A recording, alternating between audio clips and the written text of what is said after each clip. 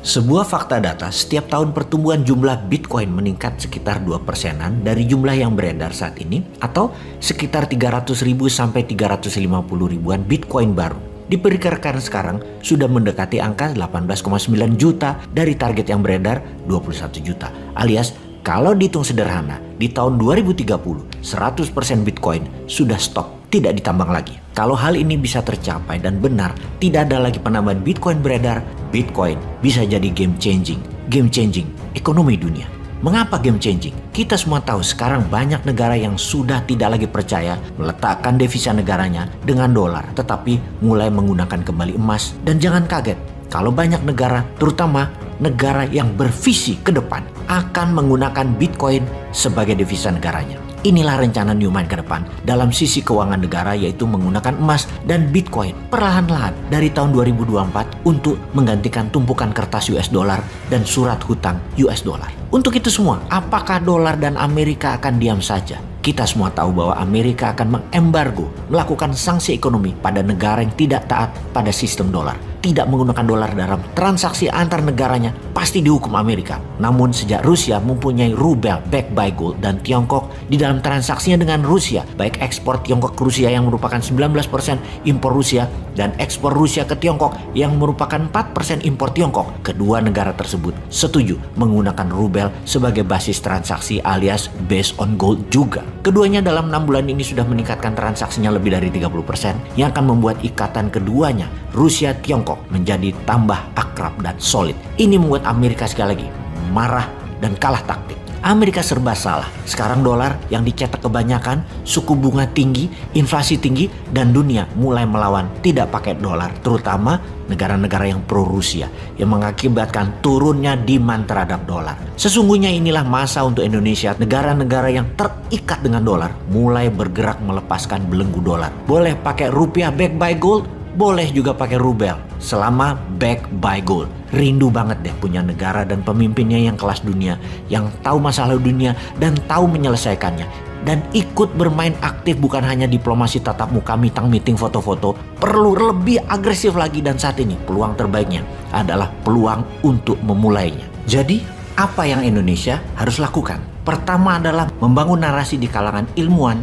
ekonomi dunia. Lakukan diplomasi dan dukung kampanye dedolarisasi, namun tidak menyakiti dolar yang akan membuat Amerika marah. Ada cara elegan. Dolar berkurang cengkramannya, Amerika berkurang pengaruhnya, namun dikompensasikan dengan kemakmuran dalam negeri Amerikanya. Kita semua pasti tahu bahwa sistem ekonomi dunia disanggah menggunakan dolar transaksinya, terbukti tidak membuat dunia semakin kaya, menjadi sejahtera, tidak membuat dunia semakin sejahtera, dan tidak membuktikan tidak ada perang. Maka kalau rumus ekonomi apapun jurusnya, kita hilangkan dolarnya diganti dengan emas dan Bitcoin, percayakah Anda, dunia akan stabil ekonominya. Harga telur 20 tahun ke depan akan sama. Harga barang produksi bahkan setiap tahun bisa deflasi, turun 1% nilainya setiap tahunnya, sampai 20 tahun ke depan sebelum stabil selamanya. Dunia ini dari dulu punya mimpi. Harga barang nilainya tetap selama tahunan ke depannya. Dan dapat dipastikan selama pakai dolar dan dolar dicetak berlebihan dan dolar diedarkan dengan sistem hutang pakai surat berharga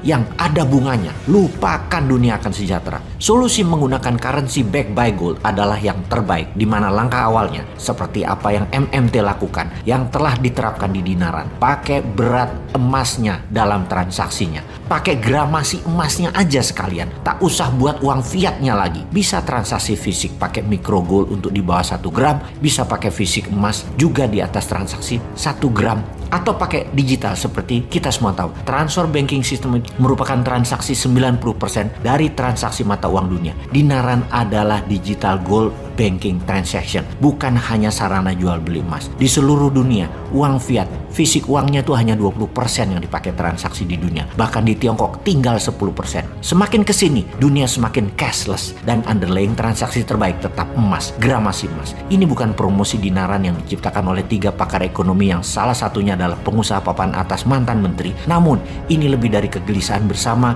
akan tidak adilnya dolar menjajah dunia dan adanya dogma di kepala ekonom-ekonom dunia yang sudah disekolahin Amerika dengan ilmu Amerika, yaitu menyembah dolar dan takut kepada Amerika. Kalau Bitcoin emas itu tumbuhnya masih lama, masih terus ditambang dan masih terus meningkat cadangannya sesuai kebutuhan pasar. Namun Bitcoin suatu saat nanti jumlahnya tetap 21 juta, di mana Bitcoin yang dalam jumlahnya tidak ada penambahan akan jadi patokan nilai baru yang selalu stabil, penyeimbang, penambah jumlah emas. Karena itu gold backed by Bitcoin adalah misi dunia setelah tahun 2045. Setelah di tahun 2045, Indonesia Emas adalah menggunakan 60% transaksi dunia menggunakan emas. Dan di tahun 2070, 100% transaksi di dunia menggunakan emas, di mana harga emas disanggah oleh Bitcoin. Kalau saat ini ada 120 triliun dolar uang beredar, jumlah emas hanya 100 ribu ton emas atau senilai 10 triliun dolar saja. Maka emas dunia cadangannya harus meningkat ke 1 juta ton, dan